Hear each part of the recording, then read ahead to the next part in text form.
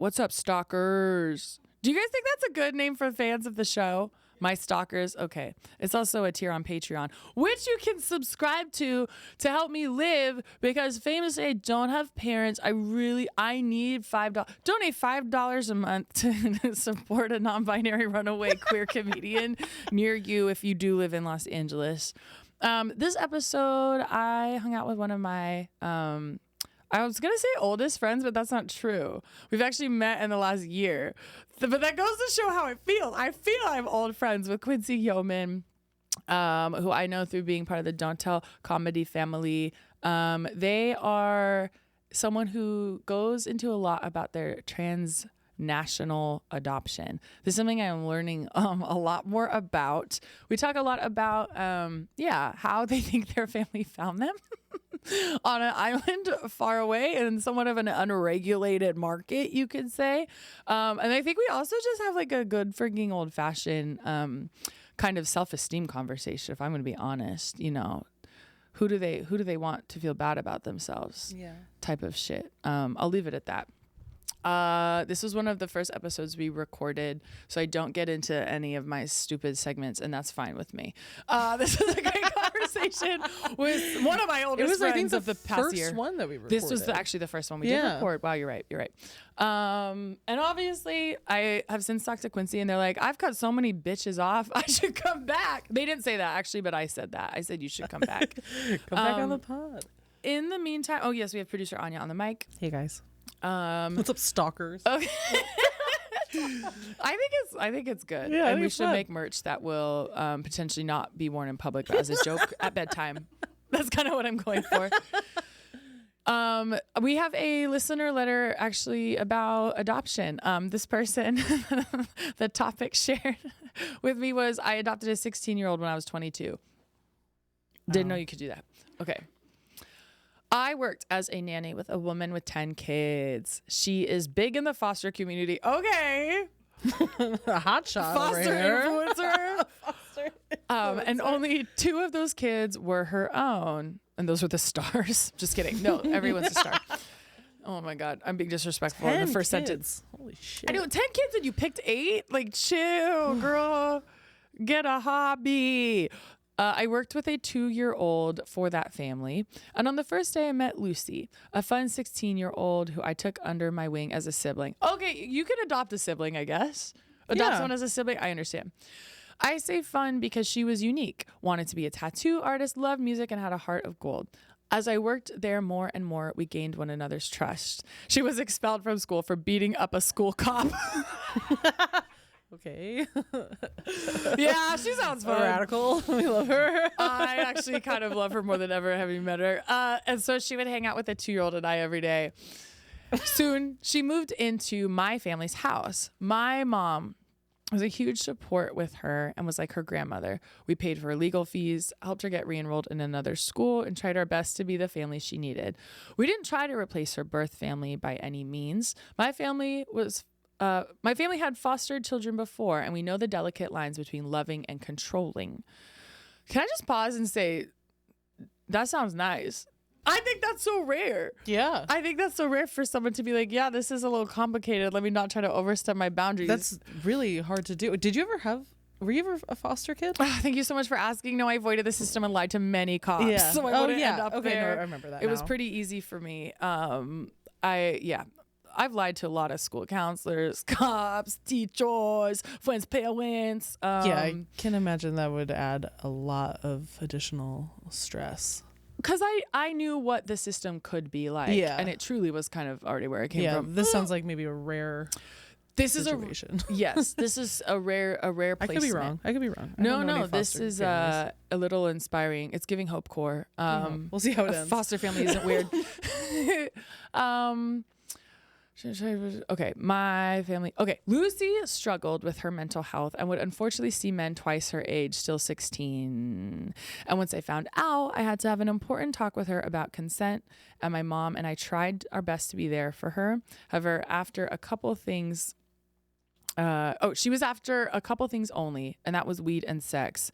She also stopped going to school altogether. Which, I'm sorry, but like, you're a 16-year-old from the system. What makes sense to you? I'm not judging this Yeah. diva. She No, wanted I to know feel it's- okay. Yeah. And I do think allying yourself with older men is so common because they promise you stability you literally didn't have. Yeah. Speaking from experience. Okay. Dude, wait, did y'all know when I was 17, my first relationship was with a 29-year-old go-go dancer named Sugar? Lord I think drop. I did know that. Lord drop.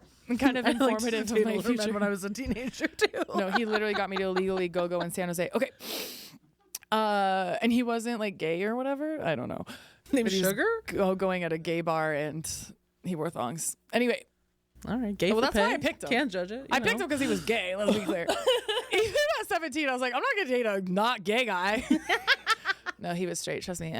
Okay, she unfortunately needed to be rehoused, eventually put in a foster group home because of her behavior. She hit my mom and I. Oh, that's so tough. When things got physical, that was the bottom line. This process was a huge life lesson that we cannot wish better for someone if they do not want them themselves. Once she left her home after 1 year, she'd already built up enough resentment towards me. I knew I likely would never hear from her again. She may have a baby now, and my mom and I are more than open to supporting her if she came to us, but she hasn't. Almost 2 years have passed since she was rehoused. I think of Lucy every day. So she's like 18 now. Probably a little over 18. She just said that she might have a baby? Yeah. She goes, no. I was 25. She was 16. Oh, sorry. man. Okay. We'll fix that. Thank you. Not hearing from her has definitely taken a toll on my heart. A lot of the reasons why I fostered was because I care. I know with caring in any capacity comes hurt. Oh my God, that sucks. That's so true. I mean, Wait. you're to foster.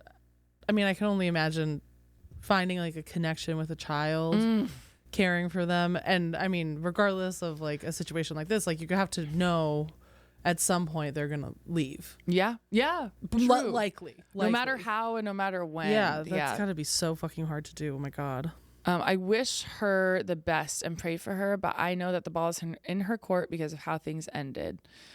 I was 25 and she was 16. She left my home when she was 17. I was just days shy of 26. Oh, this is Update. like just like a year. Wow. Yeah. A couple years. Update. Police released a video showing suspects in a non-violent arson crime. And she was one of the people in that video. It was released when she was just days shy of 18. I thought that would be illegal. I thought if you were a minor, you can't be into paper. But I got a call from a good friend that still has her on social media. That's how I know she might have a baby now. When it comes to moving forward or letting go or any decision, I always try to think of how I want to feel versus what I will miss out on. Okay, that's some little wisdom. We had a couple like that. wisdom drops at the end there. What was it? Caring always hurts. With caring always comes hurt. God, that sucks, but that's so true. Reader with Think the about painful. how I want to feel as opposed to what I missed out on. That's actually could help. I hope that helps. I might have to use that. I'm gonna have to use that later tonight. That's a good one. Yeah. How do you want to feel is something you, I think, can know literally. That's a fact versus worrying what you might miss out on is kind of a fantasy. Yeah, I mean, especially since it sounds like it's only kind of become more complicated as things have gone on. Do you think that this kid's parents are still around? It sounds like they are. I know, again, I wish we'd do like a fucking follow-up call. Right. I don't think their parents are around.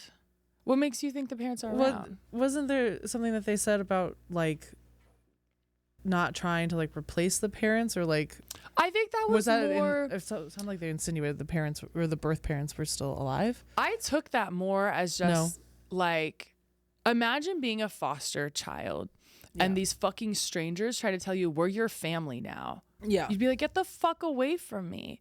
Like, and this makes so much sense. Like, you know, someone might look at a child or any person in a situation like this and be like, oh, they're sabotaging themselves. But people have to have things make sense for them. Maybe for Lucy, it did not make sense for her to be in a family. She didn't trust it. She didn't believe it because why would she? Yeah. So that's more how I took it, was just she, the writer knew that she wasn't going to hear it if they just said, we're your family now. Right. Rather than just like, oh, we're people who care about you. I see what you And mean. it sounds like they learned that from experience. Yeah. And that checks out to me. Damn. I hope she's okay. Yeah, shout out Lucy. Shout out Lucy. We like some of your crimes. I don't know what you burned down. Maybe it was fine. I still think you need to be proud of yourself for beating up the school cop. And I hope you hold that near and dear to your heart. I'm not even kidding. That's sick as hell. I wonder if this person who wrote the letter would, like if Lucy reached out at some point, would talk to her. Oh, no, they said, she said they would. Yeah. She's like, if she comes to us, it is giving boundaries. It is giving don't control others. Which can talk about. This is kind of become an Al-Anon. I'm not talking about Al-Anon. I swear for one intro, I'm not going to talk about Al-Anon. No, do it. I didn't mean to make you feel insecure about it. I'm not. I'm not because I keep doing it. No, you already get it. Well, this episode was recorded before I started Al-Anon. This is going to be the episode with Quincy, Yeoman. Enjoy it. Bye. Bye.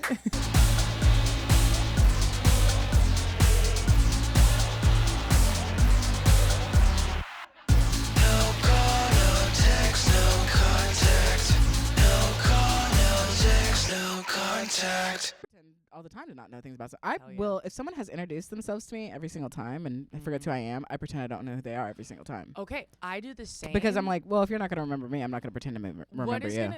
What's going to improve this reaction is it me going, actually, we've met before. Well, I've done that, and then people get uncomfortable, and I already make people uncomfortable, so I've stopped doing that. I'll just introduce myself again and again. And I'll walk it back a little bit. If I want to make someone uncomfortable, I will do that. Yes, I will do that for some people. I will, but it just, I'm also like, and it's always just, the same type of people. So at that point, I'm like, type of people. Yeah, same type of people. I will say, especially because we've both moved to LA in the past. Are we good? Yeah. Awesome. Okay. We've both moved. Thank you. Okay. We've both moved to LA in the past year plus. Yes. And I will say the amount of people that have forgotten me, I'm actually very relieved by. Okay. Because I'm like, please forget my old set. Please forget old experience. I would like you to like, at least when it comes to comedy performance. Okay. I'm like, it's fine with me if you don't remember when I wasn't as good at this. Okay. It is. I get a sense of relief from it, and I like cut my hair. If you want to move to a new city and have anyone remember you did one show with them 18 months ago, don't chop all your hair off. I mean, my hair's changing every fucking. Okay, T. So you. Yes, and I do think the more I've been going out, people are now remembering. For sure. But I mean, that's like the black woman experience. You change your hair, and everybody's like, "Have we met? Who are you?" Type of yeah, shit. Exactly. Ellen DeGeneres, famously. Famous. I don't know why that story always stuck with me about all the Ellen drama. Because she's evil. She's so evil. Can we talk about Ellen DeGeneres for 1 second? Yeah. And I didn't think we would today. She was one of the first comedians I ever watched when I was like 3 years old, and was like, "Well, I want to do comedy." Well, that's because she had a good persona for so long. She had a good persona, and my mom was a white lesbian, so yeah, so it makes sense. It kind of makes sense. And like she's like an OG gay, and seeing I just watched The Reckoning, her and Diddy Diddy's on the Ellen show. This is. And I was like, wow, just two fucking monsters, dude, talking to each other, like different sides of the spectrum. Yeah, exactly. Whoa. Or spectrum color-wise, but yeah, exactly. Evil-wise, same side. But nevertheless, well, I don't know what Ellen's been up to, but who knows? Didn't she flee the United States because? Yeah, and I think she's coming back. Why? Or who came? Someone came back. I don't remember who. Maybe it wasn't Ellen. I think it was maybe someone we like. I feel like back. it's Rosie O'Donnell and Ellen are the rich dykes that fled. I think Rosie came back. See, that surprises me more because she has non-binary children. She wants to be Irish. Oh, I think maybe Ellen came back. I feel like Ellen is always running. And something. She can do this pod if she wants. I have a lot of questions for her. I would heal my mom problems through a confrontation with Ellen DeGeneres. Really? Do you want to come? Do you want to be Yes. I would love to mediate, honestly. I would love to mediate. Like a presidential debate? Yes. I'd be like, okay, and that was your time, Ellen. Oh my God, we're gonna move. Needs that. Yeah. She needs that. Yes, do you absolutely. Dare me? Do you think I could do the thing on this table? What? You know how when she danced, and they're not going to catch this on the cameras. You know how on the Ellen show, she'd go dance with the crowd because she's so nice? Are my pants buttoned? Yeah. And then her final move was doing like this on the table. Oh, yes. Okay, and I've been doing that on the dance floor, and it is a hit. People love a stool hump, a chair hump. That's a That's the lesbian equivalent. Yeah, a table hump. Ellen's always been nasty. She's nasty for real. For real nasty. You can tell. And shout out to Ellen. Shout out to Ellen, yeah, for everything you did for comedy and the gay community. I did talk to someone who worked on her show for a while, like a PA, like what didn't like know her personally really, but his theory, and I was shocked how maybe emotionally intelligent this was, again, for a cis white man. And maybe that's on me. But he was like, my theory is she was so burned by like Hollywood that she was like, I don't want to owe y'all anything. And she could have made the choice to like open the door behind her, make sure that her experience wasn't repeated for anyone else, either with her identity or others. Right. But she went hurt people hurt people. Yeah. Hurt she people went hurt people. the man villain. That's just a hero and villain, right? Yeah. A hero in a movie or whatever is someone who's like, this happened to me, so I don't want it to happen to anyone else. A villain is like, this happened to me, and so fuck all y'all. Yeah. And that's Ellen DeGeneres. Yeah. So, I feel for her, but it'd be cool if she felt for anyone else. What do you identify as, hero or villain? If it were this. I want to do both if I can. Same. I'm trying to do both. I'm trying to. Is that where anti-hero comes in? I don't know if that's actually the term, but I was like, maybe that's anti-hero. We're not binary. We're non-binary for real. Wait, okay, I actually love that you asked me that question. Yeah. Who inspires you to be a hero? Who brings out the hero in you? Who brings out the hero? Who brings out the villain? Yeah, I would love to know. Oh my gosh, that's so tough. So this is going to be a problematic answer. I can't wait. 100%, but I think Kanye West for both. And because he is decidedly, doing bad shit now. I will say certainly. But there are certain moods that I have that I think only his music can speak to. And I also think that there was this time where he was talking about the culture in a way and speaking on his experience of being in these predominantly white environments, right? Yeah. And then, so, well, I don't know. So, I think that's a little bit, Well, actually, maybe and I'm going to throw in Basquiat in there, too. I don't know much about Basquiat villain-wise. Okay. Like, personally. I think Basquiat's my hero. I'll say Kanye villain, Basquiat hero. Okay, love that. Just to separate it. But because, there's like a rage that I think Kanye has that I very much identify with. So I do understand that. Basquiat, I will say hero because I was talking about this with someone recently. Whenever black artists become famous, and then you are both leveraged within capitalism, but you're still anti-colonial. And I think that Basquiat's work it's like he wants to be rich, he wants that wealth, and he's still shining this light on it, but then his indifference to wealth. Even though some people some people try to say he's anti-capitalism, I don't think that's the case, but I think he's probably as close to a hero as you can get for me in my experience, because I was like, at the end of the day, you still have so many other oppressions that there is this level of having to protect yourself that I don't think you can fully, like, who presents as a black woman cannot sacrifice myself at the altar of everyone else anymore. And why would you? Why would you? But I think that's the expectation. Yep. Right? No, so 100%. I think that's my hero villain. I don't know if I could even go full hero. I think I'm truly out of the hero phase of my life. I think I might be more like villain leaning now. I don't see myself going back to hero. Can I be honest? This is what I want for everyone I care about. Yeah. I want everyone to lean into who is expected to not. Yes. I want everyone to lean into their villain era, and I don't even want it to be an era. I just want it to be who they are. I think this is who I am, because I think it was because there is a lot of denial in the hero journey, because you're denying self, you're denying, and the expectation. There's a denial, and then you carry the weight of the world on your shoulders. Right, classic hero statement. In servitude, everything is in servitude, and I just cannot be in servitude anymore. And what you said, okay, you made me think of like 3 different things. One, I have been working in my day job. You could call it abolition, whatever. Just helping folks who are coming out of the prison system reestablish their lives. And there is this life cycle, probably in all nonprofit work, but with individuals who they do start making money off their story. Yeah. And I 100% believe you get to do that. Right. And there are so many pluses, of course, to that, the inspiration you provide for people with your shared experience. But then I find that, and I've had conversations with colleagues and stuff, especially if they've gone through the influencer route, which again, I think there's value to, but they're like, I'm starting to feel this amount of guilt. Like they get money and they just want to give it away right away. They either want to send it to someone like still inside, or even just people they see on the street.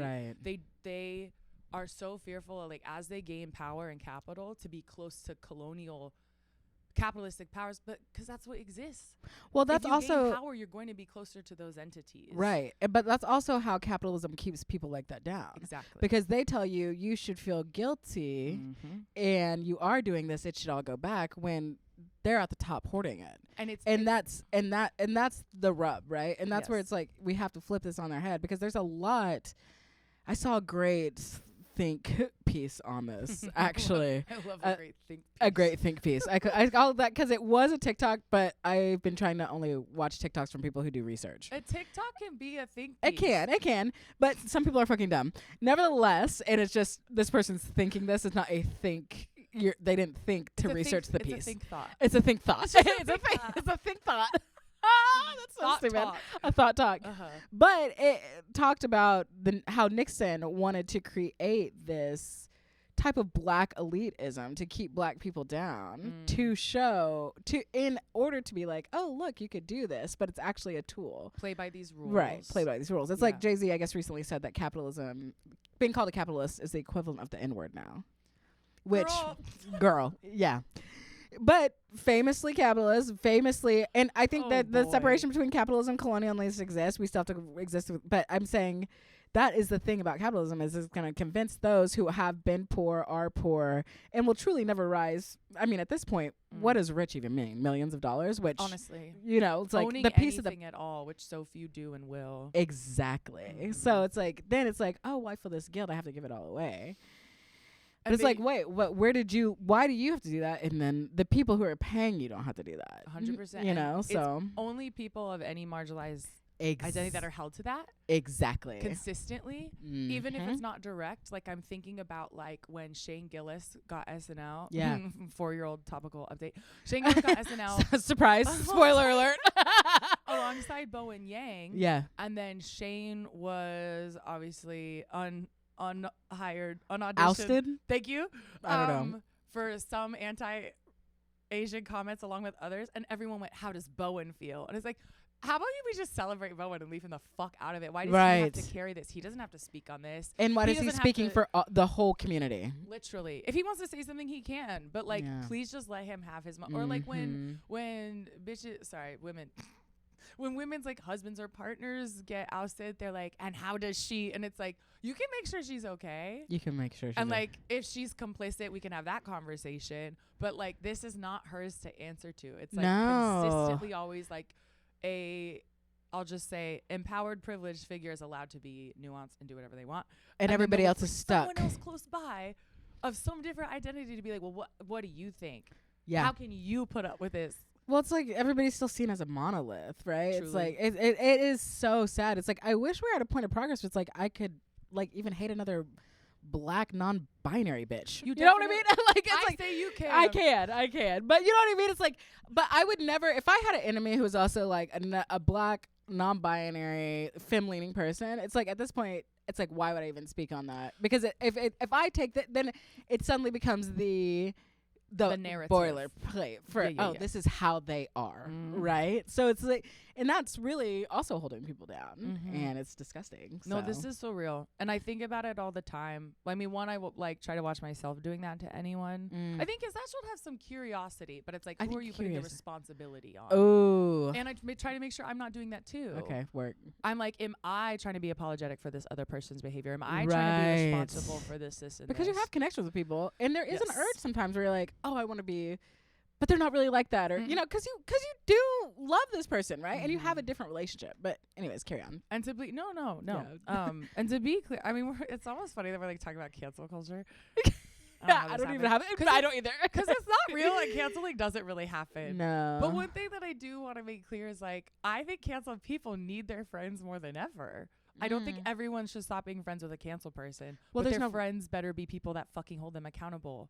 Because they're going to listen to you. Exactly. And it's like, people don't believe in change or rehabilitation, which is so bizarre to libs both. became the cops. They became the cultural Like, cops. There's so cops are among us. Cops are among us. Every single label you could put on someone, there's a fucking gay cop, there's a straight cop, there's a every single you know what I mean? People are trying to police some aspect of culture. 100%. It's totally the what is everybody keep talking about that, like the bean soup. What's bean soup? It's another thing where this Sounds kinda girl good. put this recipe on TikTok about a bean soup, and then all the comments were like, well, what if I don't like beans? It's like, well, then don't fucking make bean soup, right? It's the same thing. It's like, oh, this is my mindset, who I am, and this main character energy Truly. is the only thing I answer to, which that shows that you also lack curiosity about other people and growth for yourself. Yes, and what's your long-term goal? What's your long-term goal? Do you want to is your freedom having just reactions whenever you feel like it? Or are you building? Let's be honest. We're talking about being heroes and villains. I can be so evil if I wanted. Oh. The amount of times I've thought of and I'm really not I'm not trying to scare anyone in this room, but it's if I wanted to destroy someone with the things that I understand about them, that I know they don't know about themselves, I could. But I don't even want to be that person. It won't be. I mean, I do sometimes. It won't be constructive. I was about to say, this is where we're different. Because sometimes I'm ready and want to be that person. Well, then I'm jealous of you. Then I'm simply jealous. Yeah. And who but knows? that's my rage. That's the yay. But I think rage has such a special place in the world. And I think I value my own rage and some things that it's gotten me. And I try to I actually think and this is what I wanted to do. We're talking about 7 things at once, but I think it's really cool to have friends and relationships that are a safe space for you to rage out. I agree. It's so important. I want people to know they can call me screaming about something, and I'm not going to be uncomfortable. I'm not going to try to correct them or change the way they feel. You're very good at sitting with people and their feelings, and I think that is a very rare trait. Thank you. It's because no one did it for me. I feel it. That's on some hero shit. I now would like to create that for everyone I can. Yeah. Not everyone deserves it, but a fucking friend. You know what I mean? Absolutely. Or honestly, a stranger. I've done it for. I've had. Some I've done it. Yeah, I've done it for strangers for sure. Yeah, sometimes consensual, sometimes non. Okay, but and that's because people would for different but parallel reasons would approach us in public expecting some kind of hospitality. If we can leave it at that. Yeah, I'm having a renaissance with my rage and anger right now because I've realized there's so much of it that I was told to push down, push back, and I've had in different settings recently and different things I'm working on where people are like, "Hey, you're impatient, and that's okay. You don't." Patience doesn't have to be a virtue for you. It's has it stopped you? And I'm like, I guess not. And then I'm realizing how much of my avoidance of showing people my rage comes from conditioning from other places. And who benefits from that? Exactly. Everybody else. It's when you're raised, especially in an environment of compliance, then it's to break that. And I'm okay. I'm okay to feel that much. I'm okay to get that angry. And I know on the other side of that, I'm not going to shoot up a place. And I love that about you. You know, it's and that's why it's okay for me to express. It's I can express my rage because I'm not. So and that's the great irony of it, isn't it? Because you're not the profile for someone who shoots up a place. Exactly. But you're the one who's told to control it more. Oof. And let's talk about that. Let's. And I'm 50%. I'm a risk. Let's be honest. 50% chance I would. I'm half man. I'm half white guy. Yeah. Keep an eye on me. That one. If you're in your room Googling too much, what forums is hay on? I don't have good hand-eye coordination. Even if I tried to shoot up a place, I would miss. In the movies, how it's you can run across the whole room and the main character doesn't get shot. That would be me. That would be me at the mall. I'm just kidding. I don't like going to the mall. Anyway. Yeah, malls are dead. R.I.P. What? Okay, literally, I was listening to a podcast here. On my way here. Why is everyone saying malls are dead? Is it because everyone's on Amazon? This is the thing. I'm behind. I think malls are dead because they used to be a cultural centerpiece where people would go and hang out. Now malls are I'm going in to eat at the Cheesecake Factory. See, I just thought that was for 12-year-olds. But hang out at the mall? Used to be for adults too. Well, I don't know because I only hung out at the mall as a kid. That's what I'm saying. I guess a mall could come back. But like, do you and I have a reason to go to the mall like today? If you were like, hey, I want an Auntie Anne's pretzel, I'd be like, let's hit the mall. Okay. I'm more of a Wetzel's, but yeah. Okay. Excuse me. And I'm so sorry to speak shame on your name like that. We are collabing. We are collabing with Wetzel's for this. Put in hey 10 at Wetzels.com. Okay. Hey 10 for 10. For 10 Wetzels. If you want your Wetzels. Okay, I guess there are certain businesses you only find in a mall. Right. I would do a mall day. Well, it's different in LA. I would do a mall day. It's like you can't go outside, but you want to just mob around, walk around. Raining. Right. That's so California. Yeah, I know. I've already forgot. I'm like, when would I use a mall? I feel like that was the vibe. But yeah, I haven't really. Weather. If I don't know, you're hanging out with like 4+ people and nobody can agree on what to eat. It's like maybe we hit a food court. Food court. But a food court still existed outside of the mall. There's like market and market. Yes. We're in Like market a era. Food truck. Oh God. Like everybody get their little picnic table. Both of us keep just doing this in a circle. This and is I'm picturing a very specific corner in Portland. But yeah, same. No, 100%. I was totally in Portland when I yeah. said that. Yeah. Yeah. 100%. That's fascinating. Okay, wait. Yeah. Are you from Seattle? You started in Seattle. I started in Seattle. I'm not from Seattle. Comedy. You were from all over. I'm from all over. Well, I'm Okay. Micronesian, which many people don't know. Shout out. I'm gonna do a 23andMe, so hopefully I find out what other things are in there. But I am Micronesian pod. And 23andMe sponsored this person. I think they went out of business. Results. Whatever one's still in business doing tests. Do you think the dog ones would work on it? Kaiser Permanente, I guess. Oh. Can I get a? They're a nonprofit, believe it or not. Yeah, I know. That's why everything's broken. I know. I used to have Kaiser.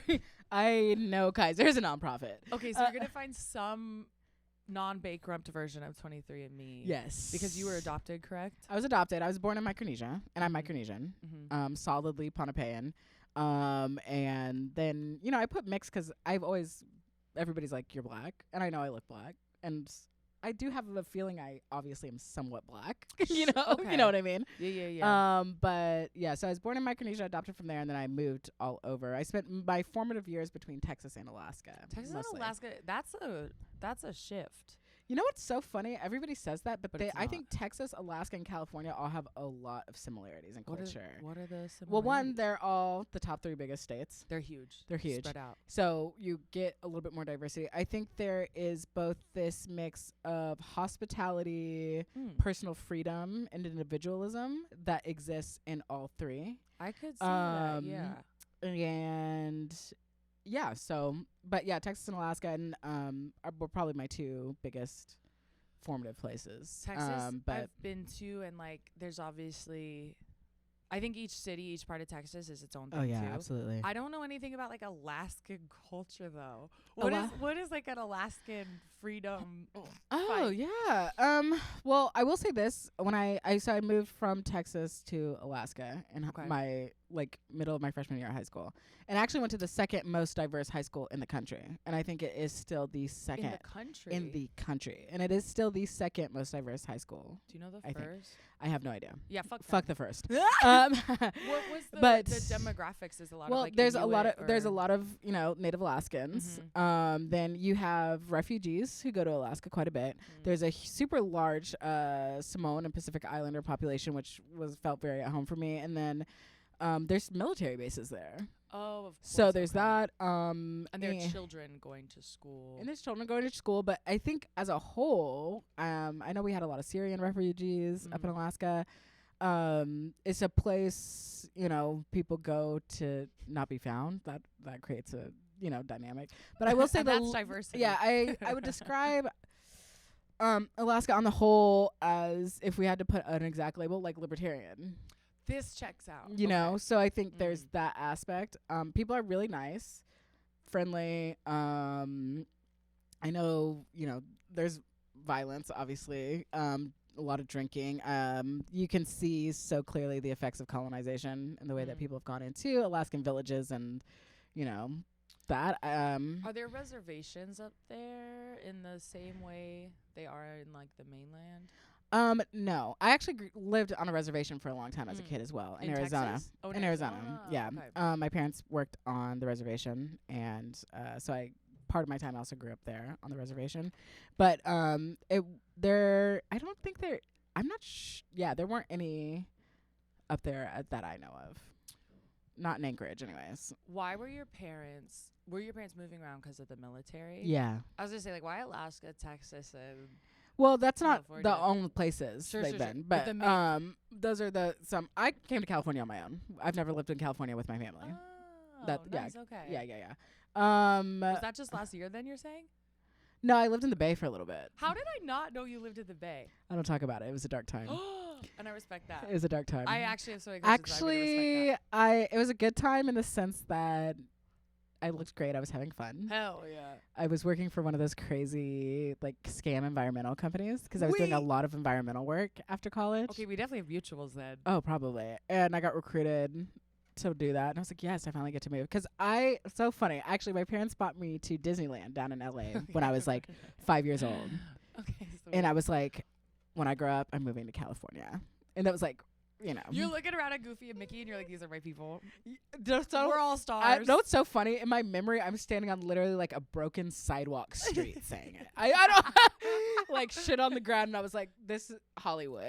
You're downtown. Yeah, I think so, probably. Okay. So that's also really funny. And you were right. And I was right. And I got here. Sweet. But I lived in Berkeley. I lived in Berkeley too. Oh, this is wild. Yeah. Okay. So, wait, did you know someone, and maybe we'll move this out, whatever. She's a funny performer. Do you know someone named Dara Wilson? Because she also, No. Okay. No. She's a black queer that also worked at a scam environmental company in the Bay. Maybe we did. It was wild. How I was didn't it want a meet a good scam? friend. I mean, because it's commission based. It was like a commission based. You go knock. I was like knocking on people's door, being like, "Oh, do you want to like fucking save the whales or whatever?" Okay, whatever you it were was. getting donations. Yeah, like and they canvassing? sign up. But it was like see, okay. old school like data collection at the end of the day. Oh my Right? god. Because it's like people are signing up their email. Physical data. It was collection. physical data collection. Why do basically. I feel like 13 years old right now that I'm like, oh my god, you used to do that on paper? But I like, know. Of course, I think I remember this happening. Yeah, it was just nevertheless, but I did love living in the Bay. I had a lot of fun. Okay, sweet. And I met a good friend Sarah, who I ended up later in life trying D&T with. I was trying it. She's just like a great like drug guide person. Anyways, nevertheless, This was in Berkeley. yes, this was in Yeah. Berkeley. Yeah, And that's it. You go to Berkeley to do and- DMT. yeah, Mhm, truly, I mhm. recommend. But so my parents moved around. My parents are pretty adventurous. They traveled a lot before they had kids, and so I think every time my dad would just put in for wanting to move to It's a like, different sign me place. up. Yeah, they were like, "Oh, we've never been here. Let's go." I love that Yeah. spirit. So my parents are very adventurous. My dad is a huge risk taker and is just like, "Yeah, let's do it." And my mom's down to clown, and they Damn, they and, like, love living a lot of places. Speaking of profiling, it's like I don't really think of like military adoptive parents as like free spirits. Really? He's a black man too. So Okay, add shout that. out. Yeah. Okay. And my mom's white. Okay, so you had an adoptive black and white parenting yes, unit. and 2 mixed siblings. Oh, okay. And it's so funny because so many of my friends are like half black, half white. Well, and so that's my experience just being from the Bay. Yeah. Everyone's half white, half something else. Yeah. So I have like, all biracial friends. okay, so you most of the part. probably, I mean, I know everyone's experience is like very individual, but like you weren't that alone. You were in a biracial household. You were Yeah, yeah. yes and no. Yes and no. Mhm. Yeah, I think it's confusing to. I remember at this part in college, I was in college. I'm in an African American anthropology class, Okay. and I'm talking about like I'm Micronesian, but everybody's always seen me as black. I remember like the first time I was called like nigga was like on the Oh playground my god. when I was like 2 years old. It was a hard R. I said it in the cool way. Was it but by a white? no, it was actually from a Native American kid. A hard R Native American. Yeah. So I mean, this is is how Texas? they keep us. No, this was in Arizona. That was This is how they keep us divided. oh People my of color. God, literally. Literally, yeah. But so I'm in this class. I'm talking about Micronesian and all of this stuff. I think I've had a few people come up to me sometimes who are like, "Oh, are you half Japanese or whatever?" When you like look at my facial features, but most of the time people are just like, "Okay, skin tone," and move on. Sure. But anyways, my teacher in this class writes on the board, "Is Quincy black?" No. And then we as a class discuss it. It honestly was one of the best experiences of my life. Is Quincy black? And then we go like because I was in a class, African American anthropology class with other black people, and then my good friend in that class was black, but she was from the Caribbean. Okay. Caribbean? Like, Why did I born say and Caribbean? raised I was like Pirates of the Caribbean. Caribbean. I never know how to. I know, that's me.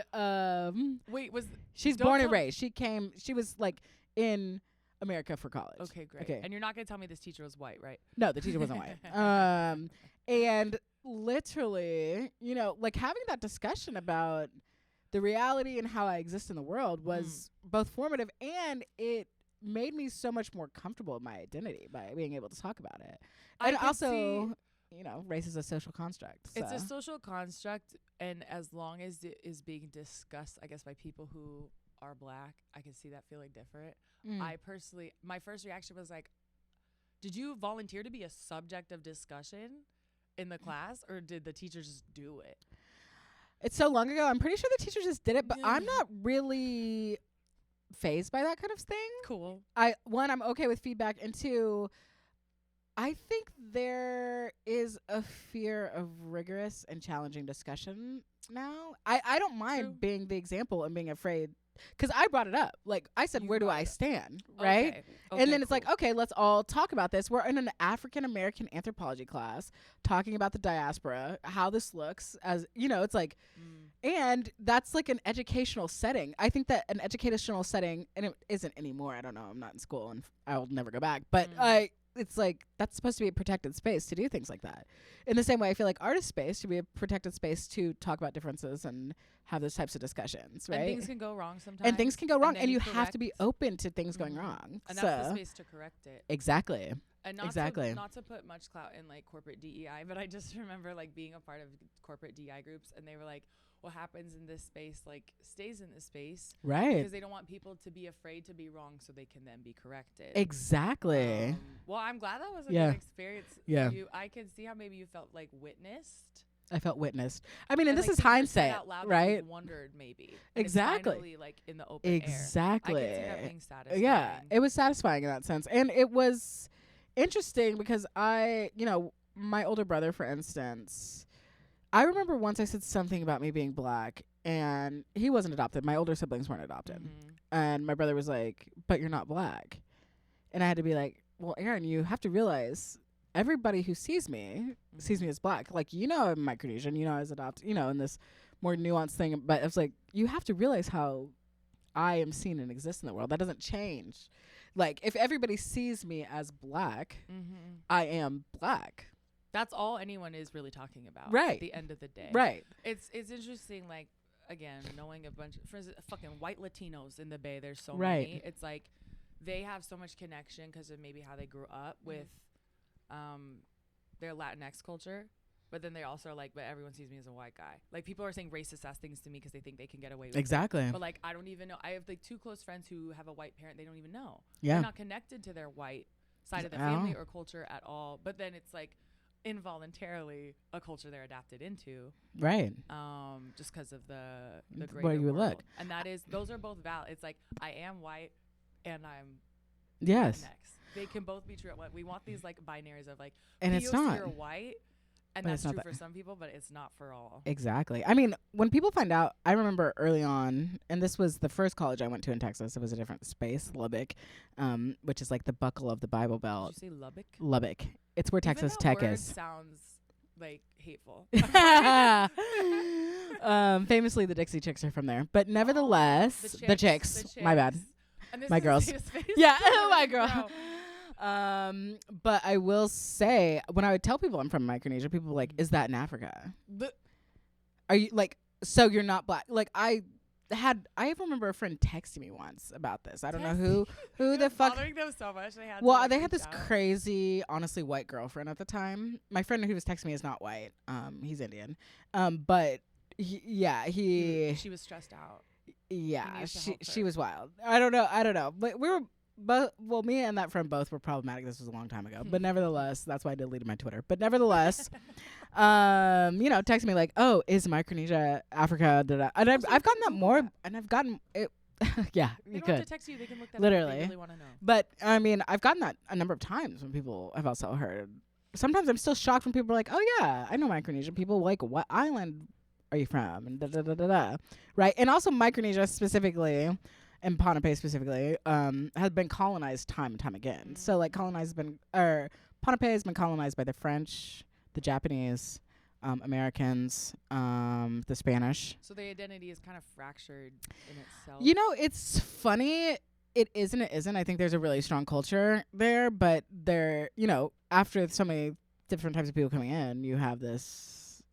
I think it's just a different, perception, and I think there's a lot of things that are strong about their culture and our myths and roots. Is it one of the Pacific Islands where like Mormonism really took foot? I think Catholicism more so. Okay. From what I know, I haven't been back. One of my goals is to go back within the next couple of years. You've never gone? I've never gone back. Yeah. So I want to do like a little like documentary of going back, and my siblings all found me in like 2020 on Facebook. You have like bio siblings. I was the 9th child of my mom. Okay. Yeah. And they still live out there. Some do. A few are in the States. A couple have passed away. I see. Okay. Yeah. And did you find that out through the other siblings? Yeah. Were you like a baby? Like, do you have any memories of that? No, I was adopted at 6 weeks old. You're 6 weeks. Yeah, okay. so I was a baby. I don't know how to say that. How did your parents find you? How did your adoptive parents find you? Yeah, so my dad had a really close friend named Peter who's Micronesian and still very much connected to the island and the culture.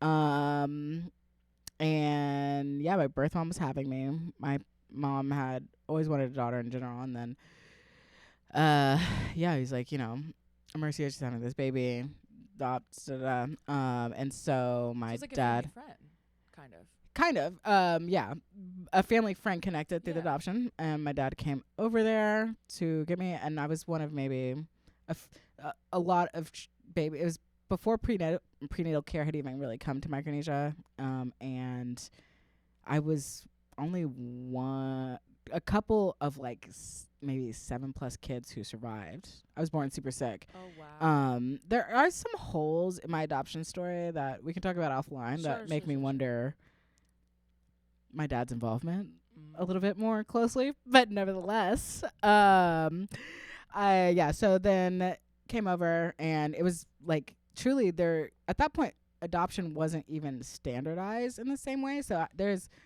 it was truly like my dad had to go ask like my oldest brother for permission and like someone else to adopt. It was like so like mobster, right. Like almost like an off the books deal. Like an off the book deal. Yeah. I was at the time inexpensive. I've since made it up for that.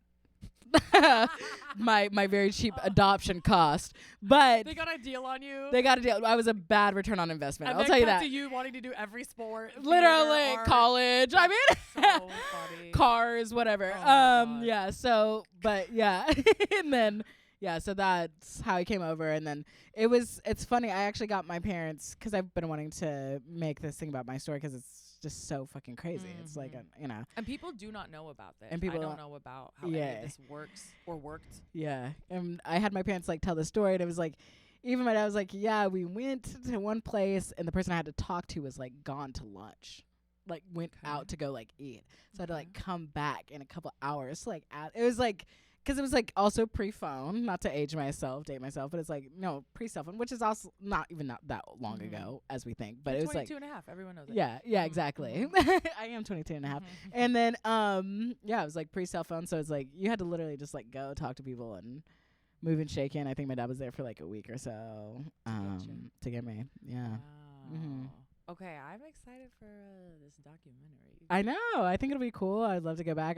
It was fun getting my parents' story on it. But yeah, and my parents have always been really open about me being adopted. I wasn't a kid who like found out on their 18th birthday. It shocks me that people even do that. It's just so... The that makes it so much... you'd live with? I mean, being adopted, regardless of if your parents were good or bad... or told you or not, is a really unique and hard burden to carry that people don't understand. And people talk about adoption very flippantly and about the idea of the child being saved or this and that. I don't think people know that adoptees experience a much higher rate of child abuse and child sexual abuse than any other population. That tracks to me. It tracks, especially right? for foster. Yeah, exactly. And also there's this thing called the primal wound that's been spoken about in psychology, that people believe that you never actually heal from the separation from your mother, right? And I think there's a lot of isolation in adoption. I know for a long time I always felt indebted to my parents. How could you not? Right. Yeah, Because that is the broader narrative. That I'm is the sure, broader narrative. Like if you're in a grocery store and a stranger hears like, "Oh, your white mom adopted you," Right. I'm sure they're like, that was so nice of you. Exactly. You're so kind for doing that. Right. And right, you're just right. hearing that as a baby, Mm-hmm. as a little 2-year-old, 5-year-old, whatever. And I think I experienced a huge disconnect, and this happens especially with the interracial and the international and transracial adoptions specifically. But there's a disconnect because it's like I knew I was Micronesian, but everything I've learned about my culture, I've learned as an adult. Your parents didn't invest in like Yeah. showing you that. I mean, they type were of working, thing. right? Like Sure. both my parents were working doing this. And, if I could go back, they told me some things, but it's like They probably didn't. they even would know that exactly much. Yeah. right. So they would have to first learn it and figure all this out to then teach you. And also, it's like I haven't lived in environments with like a large Pohnpeian population to have even people to Where discuss are they? that. Do you know like areas in the U.S. where there are large Pohnpeian communities? I mean, Hawaii has a lot of tracks. Hawaii has a lot of Micronesian people. Whenever I lived actually in Washington, I lived in this town called Lakewood. There's a huge Pacific Islander population there. It's like a Pacific port Yeah, city. So I did have some people there, That's and then I think both my siblings who are in the U.S. now are in like Iowa or Ohio. I have one in Ohio, so it's like I heard Las Vegas has a huge. I know a lot of people from Hawaii go to Las Vegas, so I'm assuming there's Micronesians. No, there's a huge in Las migration. Vegas. Yeah, because it's on the West Coast and it's still not extreme cold at least. Right. That's also very affordable. Mm-hmm. That's also very affordable. Yeah, you're bang for your buck, etc. I mean, Vegas freaks me out. It's really scary to me. I feel like something's gonna happen to me that's gonna change me forever. if I go to Vegas. Really? I love being there. It freaks me out in the sense that when there's so much money flowing through that city. But it's like weird fake monopoly money. It feels is. like. It is and it isn't, because sometimes I'm like, for the fires I went to Vegas, right? Okay. Because we fled there. But I was like, wow, the streets are so nice here. Like, there's nary a pothole in fucking Vegas. And I'm like, so they're also like putting that money to work. But if they're like anywhere outside of the Strip, I'm a freak. I actually kind of love Vegas, but I like being up all night. So well, me too. Yeah. Me too. I feel like they are in NOLA and like Miami. Okay. Yeah. So that's kind of Okay. fun. That's kind of fun. Maybe you're just changing my mind. Yeah, we Maybe should go to Vegas. I was gonna say maybe I'm just thinking of this wrong. Or But it haven't is been with scary. the It right can be people. scary, but Maybe I need a queer Vegas trip. I think that would change everything for me. Okay. I do have a lesbian flight attendant friend who took her date to Vegas as a first date, which is such a fucking move. That's such But it a made move. I was like, what are two lesbians doing in Vegas? Scissoring? I guess. Well, All night long. and that happened later. But like they had, I don't know. She showed me all these pictures and shit. I was like, okay. There's shows. There's the buffets. I do there's want the to see pool. Drag Race live because See? I'm a twink. But Yes. okay, fine, let's go to Vegas. Vegas is fun. If you're a night owl, Vegas is like, you walk outside and you're like, oh, it's 2 p.m. and you're like, actually, it's 3 a.m. See, I do that here.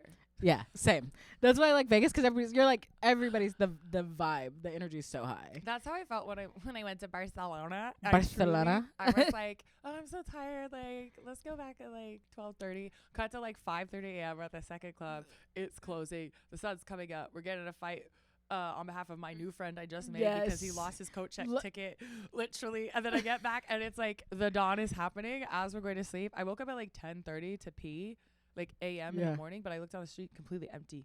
Yes. Bright, and it was like COVID. Yes. This was before COVID. But I was like, what the fuck? I Like, this is the love middle of the that. night for people. And then we woke up, barely made out of the house at 2:30, and brunch was still being served. I was Yep. like, this is for me. That's how NOLA is too, and I fucking love it. I've been to NOLA once. I NOLA's went nice. to a since canceled comedy festival there.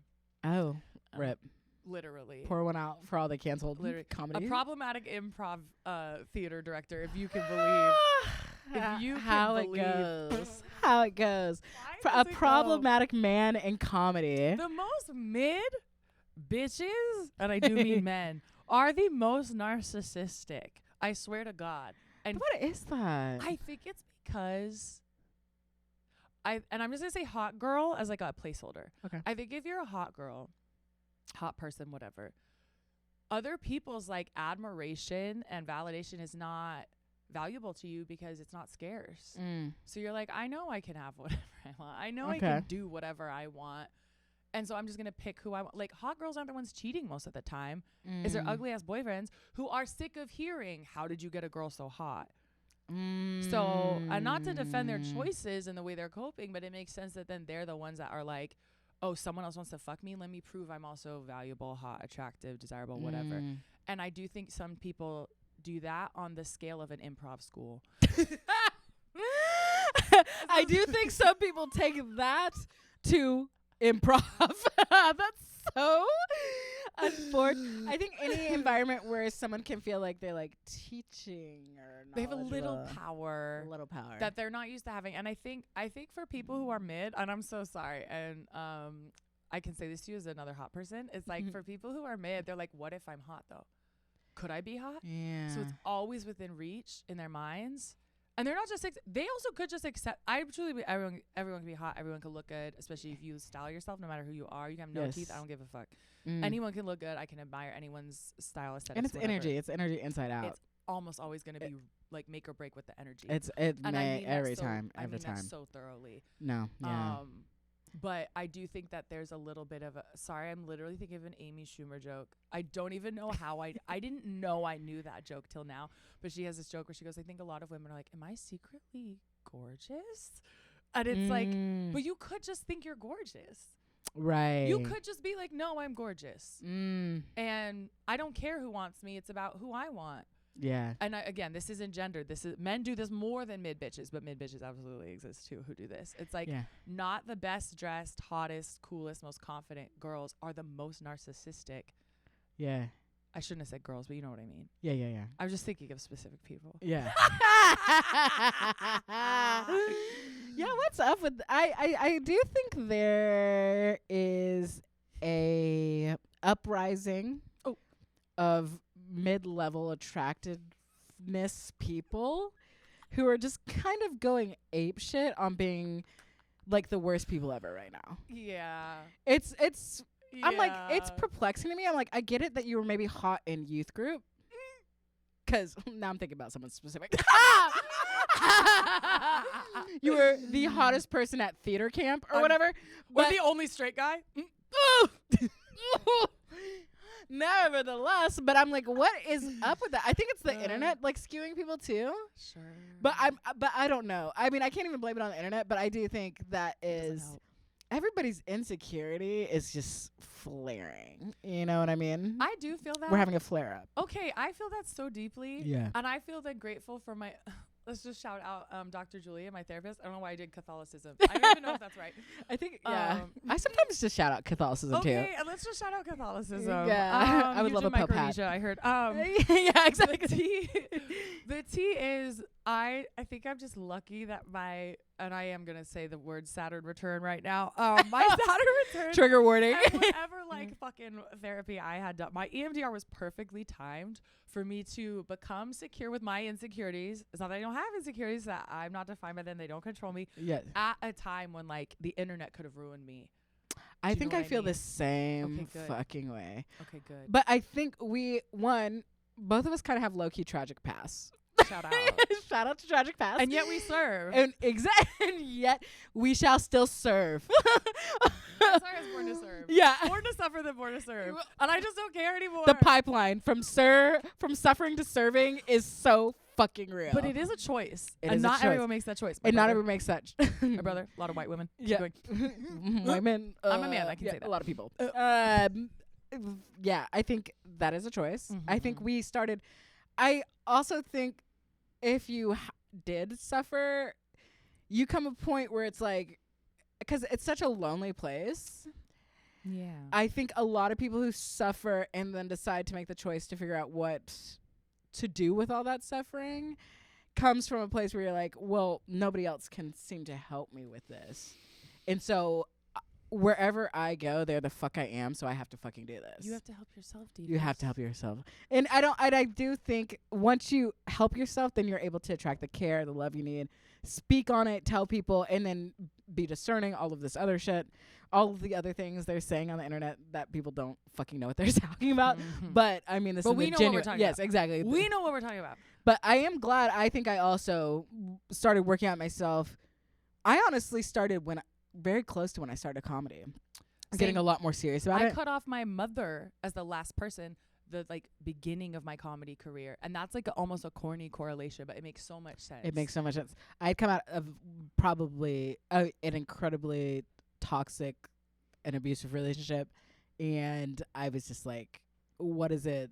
I keep having these types of people, and then you're literally like, and I started, and I loved comedy so much, and I loved performing and like discovering my own artistry, and then I was truly like, well, it's emotional, but I'm just so happy to hear that. Yeah, and I relate. Of course, I relate. But that makes me very happy.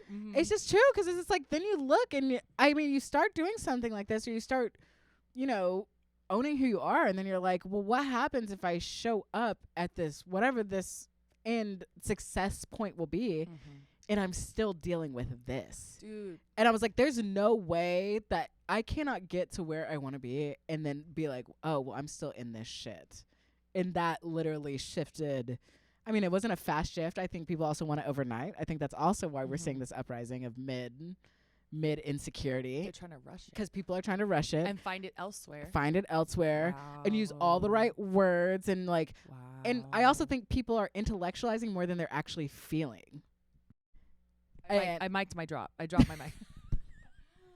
We had a mic drop. That's the podcast equivalent to an applause break. Thank you. Wow. Because I think that's also it. I think people are trying to intellectualize it, and it's like, no, you have, like, you're good with sitting with people. It's like, you have to sit with it. Like, sometimes I'm just so fucking sad, depressed, angry, whatever it is. And then there was a time where I was like, well, maybe it's because of this. And maybe if I connect it back to these 700 patterns. And then now I'm like, well, you know what?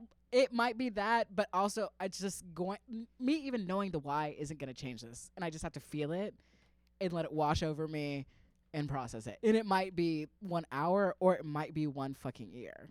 So I don't know. That's my thoughts. And that's my think thought. And that's my think thought. My think talk. Clip it. Clip it. No, everything you just said so real. That's so real. I'm like, and as you're saying, of course, I'm filtering everything you're saying. I'm like, okay, do I do that? Am I doing that right? Am I doing that? Like, that's what my brain is doing right now as I'm listening to you. And I'm like, I think I have gotten to the point where I used to be like, whatever. I would do what you're saying, question myself, because I'm like, do I deserve to be this indulgent in my own like feelings? I think that's also maybe a message that, again, everyone, but I think if you're white conditioned, cis dudes are given. Yes, exactly. We're like, you're just being whatever, emotional, as if emotions aren't information. And as if emotions don't make sense and like are needed. They not only have a place, but they're needed sometimes. Needed. Yes. And so once I stopped having a guilt complex about having any emotions, whether I was expressing it or just feeling it alone, right, I actually was able to stop the emotions sooner, which wasn't even the goal. But it's like, if I go through it now, I don't have to go through it later. And not to quote RuPaul, but what you resist persists. She probably just tweeted it. I'm sure that's from something else, but that's how I saw it.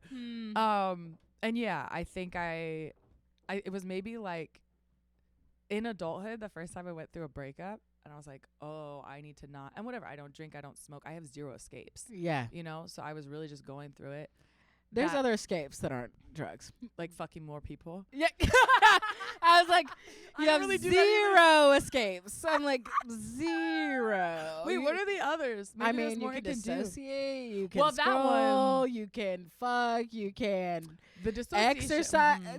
Anything can be used to avoid your emotions. Let's just like, there are other things that you can use to escape that aren't necessarily substances. It's wild that you bring up exercise, because that actually became, in like 2 big breakups I've had, running to specific music. And I was never a consistent runner. I only run when I'm heartbroken. That's what I'm saying. I'm like, let me sneak on. I'm fucking running.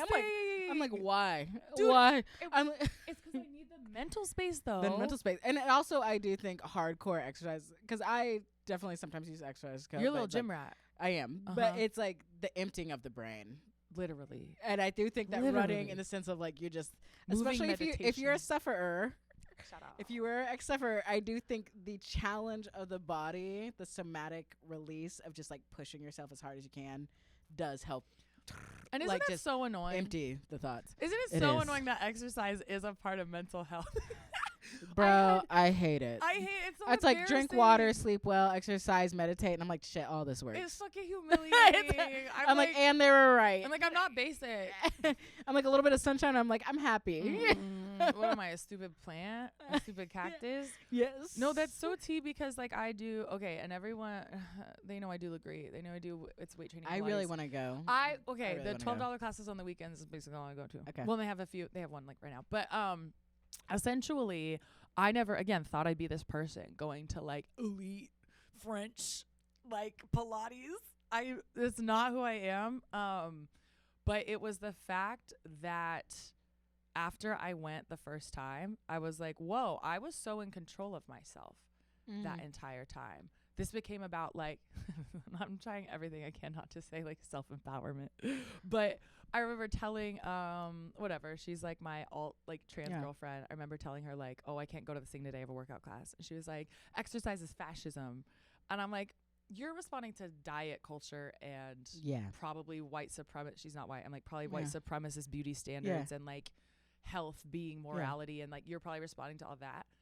And so I was trying to sit with it and be like, okay, I can see why she would respond that way. I'm like, but I didn't tell her to do anything. Right. I was like, okay, she's reacting, she's projecting. And then I went, well, for me, I do it because I like to feel strong. Right. It makes me feel strong and in control. And frankly, I'm my own cops. In my mind, I'm the only one who will protect me or my friends and community. So I want to feel strong, empowered, and like I know how my body works. Yeah. And I literally, it was a sweet moment. I hope for her too. Yeah. She was like, wow, I really love that. And I think I like changed her mind in terms of being open to like whatever type of fucking activity she'd want to do. And she's not like huge or thin. She's like a very average sized person. But I was like, that sucks that there are ways that just the idea of moving your body, whether it's a class you paid for just alone in a park, has been like disconnected for people. Well, this is how we're getting brainwashed. Yes. And can I ask you a follow-up question? Absolutely. Why do you associate control so much with being healed? Probably because I was so out of my, like, everything was out of my control. My body, my space, my, honestly, access to food. Right. Definitely access to safety. Right. Because that is something you are given access to or not, and many people take that for granted. Absolutely. Yeah, I think for a long time, that's such a thoughtful question. I think for a long time, when I was like I remember like waiting to be 16 so I could like legally get a job. Right. So I could make my own money. So I could like move out and be free and like be on my own. I ended up running when I was 15 and working it out anyway. But like, I just remember, the lack of control to me was the problem and therefore the answer. And so as I've gotten older, and I'm honestly just like joyful. I'm joyful all the time because I'm like, okay, I've told this story before, but it's like there was a day in my apartment in LA and I'm in debt. I don't have a job, whatever. But I like made a salad and took a shower and I cried. Because I was like, I didn't get to do these things before. Right. And I'll never get over that. I know I'll like never get over just appreciating those small things. But I think it's also, there's a certain amount of control. What am I trying to say? Control anxiety. Okay. That I don't have that I did for a little bit. Okay. So I had no control. I think in my like mid-20s. Like overcorrected on the control. Well, let's not pretend I'm not like a fucking vegan, straight edge, never seen porn. I still have a lot of like control You've never seen porn? No, I'm scared I'll cry. Okay. I didn't know that. I know that because I seem freaky. But well, you've also told me a couple freaky stories. Well, I can live my life. I can live my life without. Yeah, no, you're not wrong. And I am wearing leather pants right now. But came in unbuttoned leather pants. I just forgot. Sometimes I forget little things. I'm also not wearing deodorant today, and we'll see how that works through the next recording. I never wear deodorant, so good. And let's talk more about that because I'm interested in all the ways. Okay. Yeah, so I think I'm at a better place of like a balance or like controlling and also controllables. Yeah, and leaving it at that. And also just I don't know. I think I totally hear you, and that makes sense. That control would be the answer from where you came Controlling from. myself, to be clear. Yeah, controlling yourself. Not but I also controlling think others. you should trust yourself. You can trust yourself not to lose control because you are no longer in that environment. And people love you, care about you, and you are safe to do that. Don't make me weep. Just know that you're safe to do that with me if you ever need to. And there will be no judgment. And I will be what you need me to be. I trust you so background. much. So no, yeah, that's same. so sweet I trust you of too. So I just want you to say. I just want to say that because I see you doing a lot. I do think you have great control, and I do see you doing a lot of that for other people. I'm like 80% there. Yeah, I have my little. Yeah, but I'm just saying. Gets close to me, it gets more difficult for me to maintain a boundary.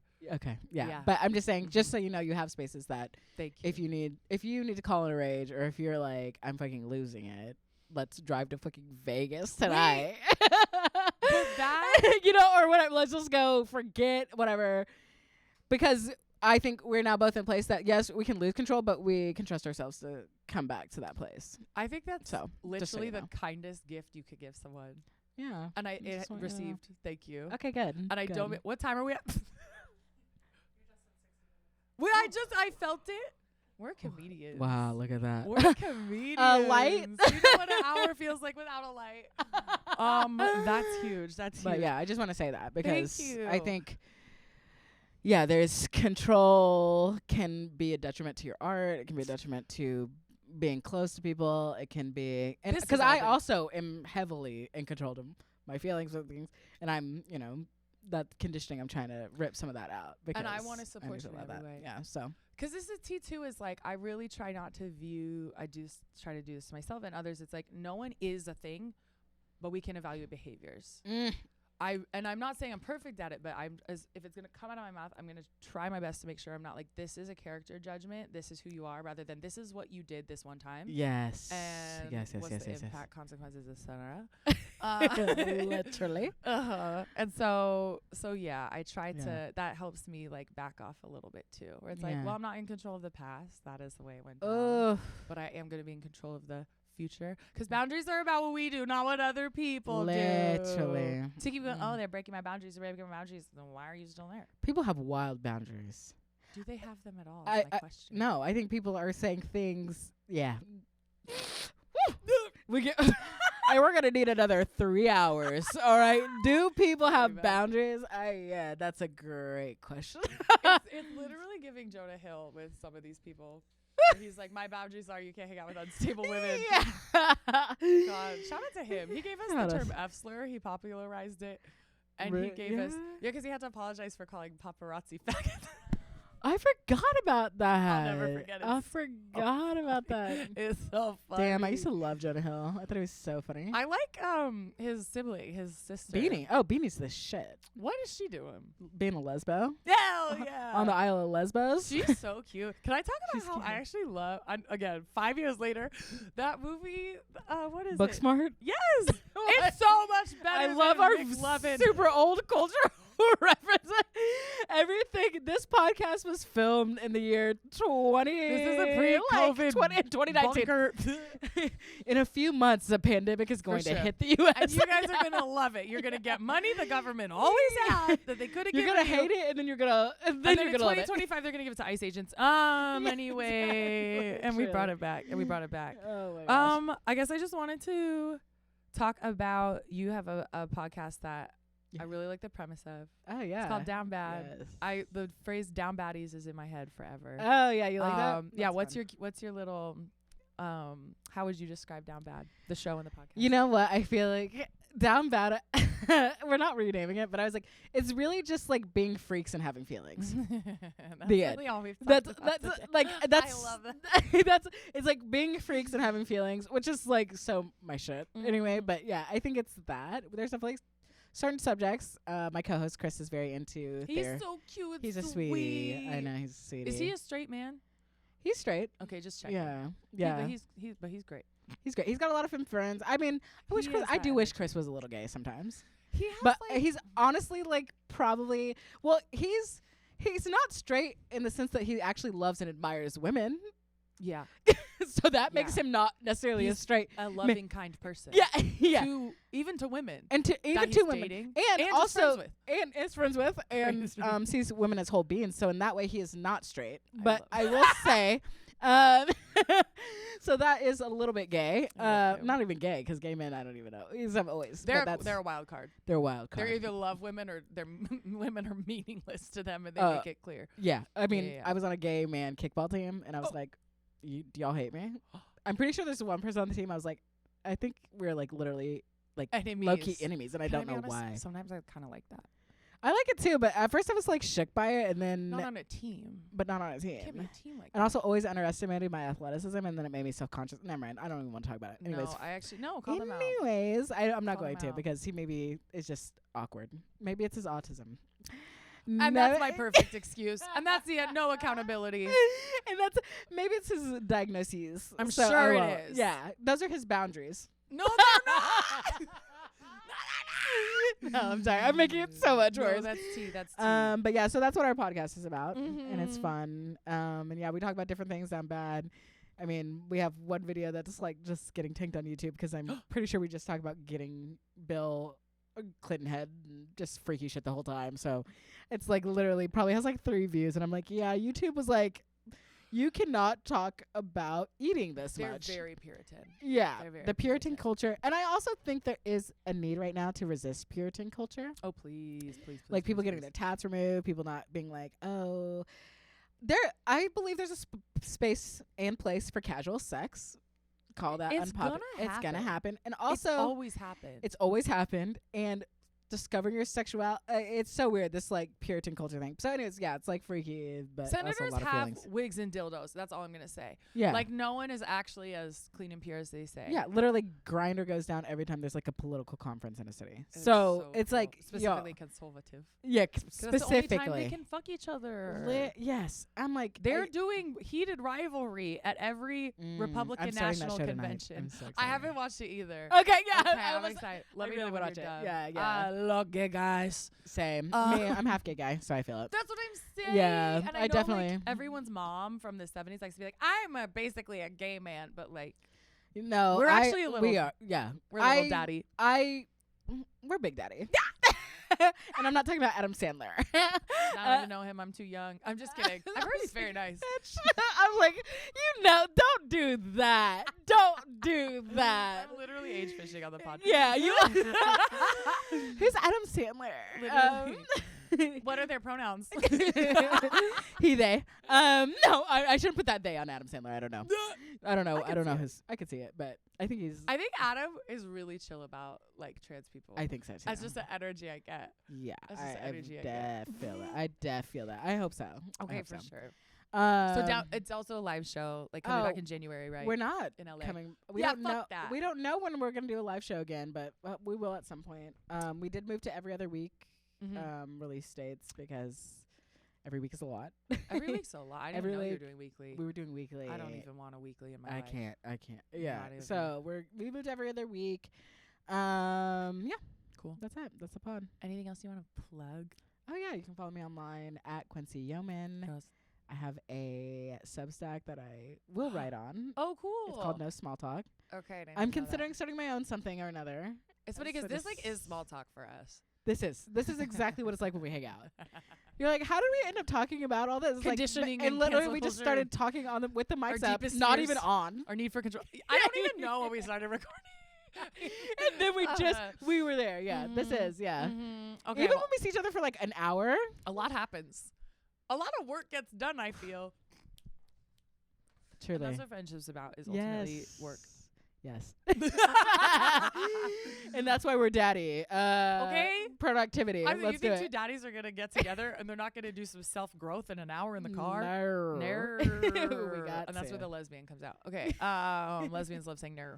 I know. I hate that I took that from lesbian culture. I don't think you could take, I think they owe you. And that's, I mean, I'm bitter at my gay mom. I'm sad that I'm not really a part of lesbian culture. Me too. As much as I am a part, like, gay man, I don't think the other... Unfortunately, it's like half of me is, like, gay man and the other half of me is, like, sorority bitch.